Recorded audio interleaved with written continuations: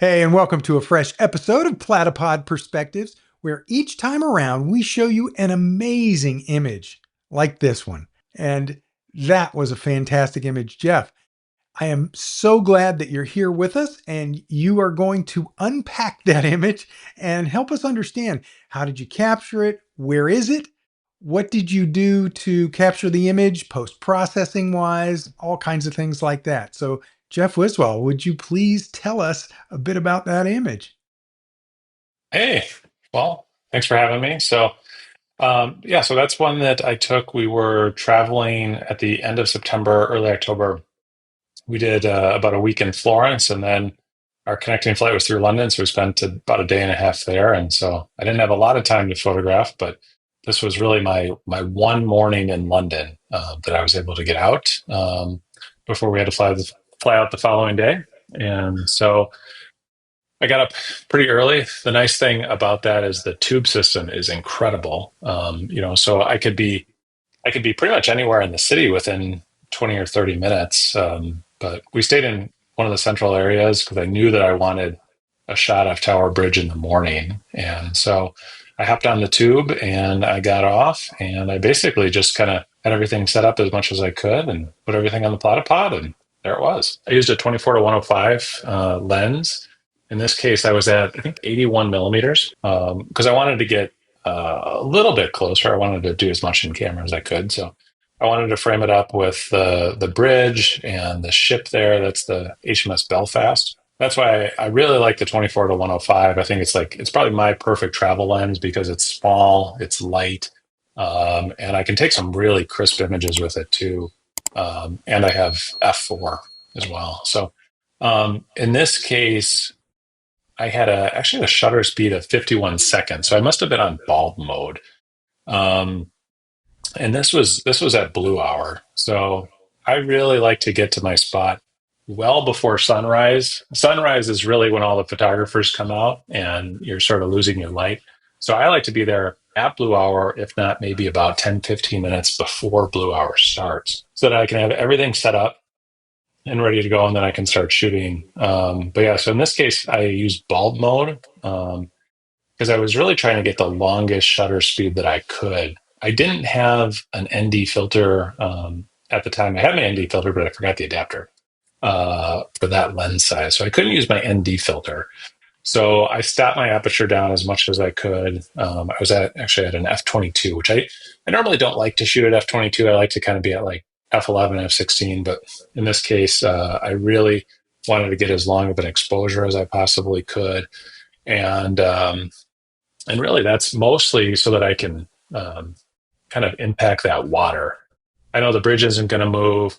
I know kind of the main architectural elements aren't going to move. So I want to have that glass smooth water if I can. And to do that, I want as long of a shutter speed as possible.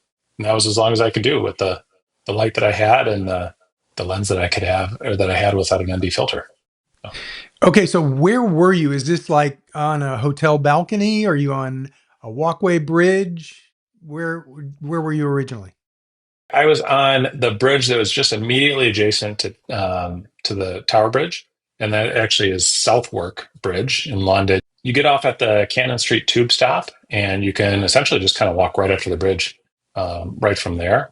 And the nice thing about this bridge is that it has a great. It's like you'll see it in the behind the scenes video, but it's like this steel flat area where it's just perfectly made for a platypod. So I was able to set my platypod right on top of that. Okay, so what was your platypod setup? Did you have the platypod and any other gear? Which ball head? How did you have all that stuff set up?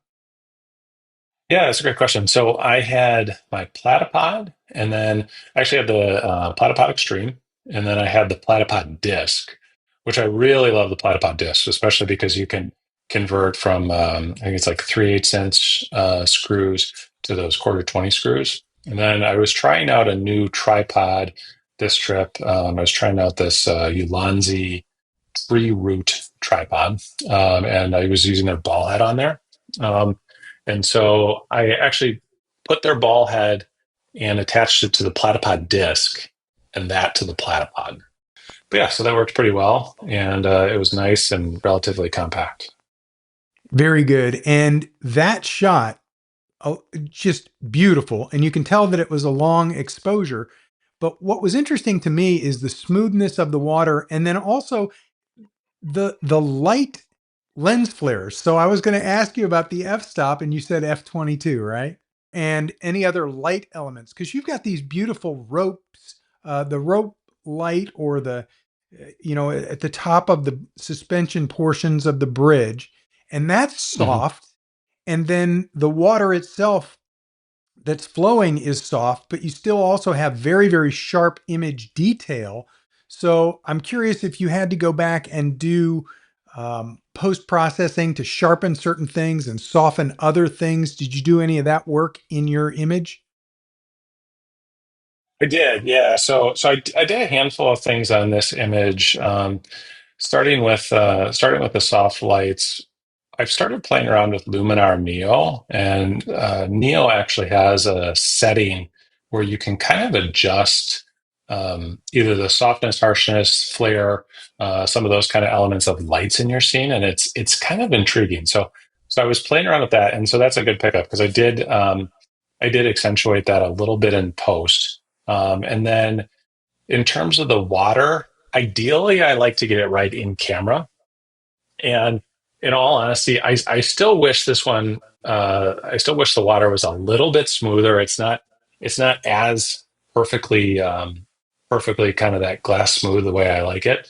But what I did is so that's why I did the 51-second bulb exposure. But then I had a little bit more blurring with Gaussian blur in Photoshop. So that's one thing that I've been kind of adding a little bit to some of these long exposure photos with water is I'll basically just mask that off and then add like a really subtle Gaussian blur layer. So you don't use any of the Mhm. AI stuff on this image, do you? So on this one, I don't. I do use a lot of generative fill for travel photos though. So I'll take out like satellite dishes and wires and telephone poles and that sort of thing. That I really like to use it there. I also like to use it for like unwanted reflections sometimes. You know, if you're shooting and there's a window in the scene, and it's got kind of a harsh reflection that doesn't add to the image. I find that it actually works really well there. So there I'll use some of the AI generative fill stuff, but fortunately, I didn't really have to use it on this one. So I did run through Topaz sharpening though, and I think that really adds a Oh, it little bit really extra pop does. to it. Yeah, It does. Well, it's a gorgeous image, and I really do appreciate you sharing the behind the scenes and the techniques that you use to capture this image as well. Jeff, how can people find out more about you? Where can they see more of your work, learn from you? Do you do any workshops, things like that? yeah. So I'd love to do some workshops. I've thought about it, but right now I have my two Instagram accounts. I've got basically a travel account where I like to kind of show the world without people. That's generally what I do, unless there's maybe like one person that adds to the scene. But for the most part, I try to have it as simple as possible, and that's at Jeff Wiswell, all one word. And then I do portraits and family documentary stuff too, and that's at jlwiswell.photography. And then my website for my travel stuff is jlwiswell.com/travel. And so that's where I have a lot of my travel images. Very good, Jeff. Thank you so much for spending time with us today and for helping people watching Platypod Perspectives see a great image and then find out what went into capturing that image. We really do appreciate it. Thanks, Larry. Yeah, I love having my Platypod. It's actually it's truly changed everything when it comes to travel photography for me. Mainly just from a weight standpoint. I used to take my camera bag around and I'd put the tripod like in the side part of the bag, and and that was fine when I was 22 years old, and you hear people in their 30s, 40s, 50s, talk about having lighter weight, and I never really understood it until I got to that age. But now, like this trip, I actually literally just had a little sling bag. It was probably only a couple ounces in terms of the actual heaviness of the bag. I had an extra lens, I had my platypod and a ball head, and I could go anywhere and do anything with that. I had the platypod strap too, which I think was probably the first time that I've used that for travel photography. But that was probably kind of the hidden gem for me this year, or on this trip, because I could strap my platypod right to a railing or something else like that, and I knew it was going to be totally secure. And I could take that little setup, and it probably weighed about 2 or 3 pounds. And so walking around like that was perfect, because we actually looked on my Apple Watch, and over the course of about 9 days, we did 60 miles of walking, my wife and I. And so to have a light setup like that for the first time was, I'll never go back. I don't think I'm going to bring a tripod the next trip. I don't blame you at all. Yeah, I've had the same kind of experience where I was carrying around the big heavy tripods, and yeah, I do not want Yeah. to do that anymore. And even a photo walk. I mean, I'm looking for those smaller lenses. What can I get away with? And Right. yeah, I definitely can relate. Jeff Wiswell, Yeah. thank you so much for spending time and for sharing what you've done with us. Of course. Happy to share. Thanks a lot. Folks, you never know what you're going to learn when you watch Platypod Perspectives, and you're always going to see a great image and then hear from the artist behind that image, like Jeff Wiswell. We'll see you again next time.